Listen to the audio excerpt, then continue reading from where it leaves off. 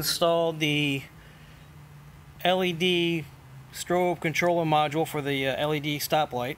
Got that also from Super Bright LEDs. It's relatively inexpensive. It's like $5 or $10. Real simple. You got a ground. You got your power supply coming from your wire harness that would normally go to your brake light. Goes into the module, and then comes out of the module, goes to your brake light. 3 butt connectors and some tape. Comes with some self-sided, double sticky tape to mount it. And I've got it hidden under the seat there. And got the door open, so it's kind of bright in here, but we'll turn on the key. Okay, got the brake module installed, flasher, whatever you want to call it. Excuse the fan noise, but it's Florida and it's already getting kind of warm down here.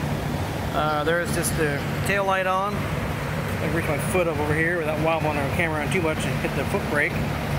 And we will see.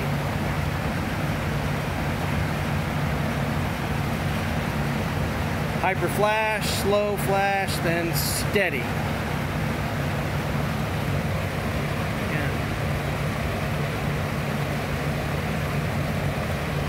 That should get driver's attention.